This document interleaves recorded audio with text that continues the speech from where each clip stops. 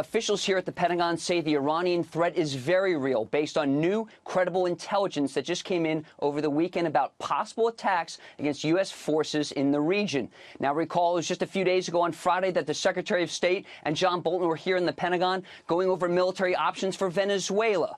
Now it appears they're doing the same thing for Iran. John Bolton added to his statement, quote, "The United States is not seeking war with the Iranian regime, but we are fully prepared to respond to any attack, whether by proxy, the Islamic Revolutionary Guard Corps, or regular Iranian forces." Right now, the aircraft carrier Abraham Lincoln remains in the Mediterranean Sea, but that could change very soon, wrapping up joint exercises with NATO partners. Already, 2 guided missile destroyers from the strike group are in the Persian Gulf.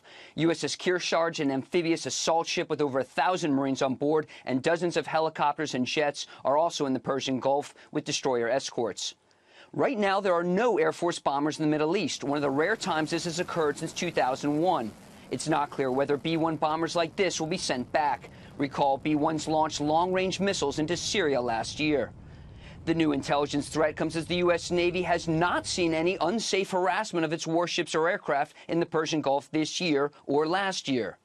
And as you mentioned, Bill, over the weekend, in some of the worst fighting in 5 years, Israeli forces say Hamas launched over 600 rockets into Israel, killing 4 civilians and damaging homes, schools, and hospitals.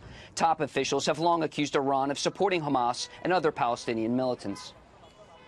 The Israelis have every right to defend themselves. I've seen video that we can't validate just yet, but where there have been strikes on homes, civilian populations. These rockets were fired with civilians around them in order to protect from return fire. This is terrible. The new Iranian threat comes a month after the Trump administration designated Iran's Islamic Revolutionary Guard a terrorist organization, and Iran just countered and called all U.S. forces in the region terrorists.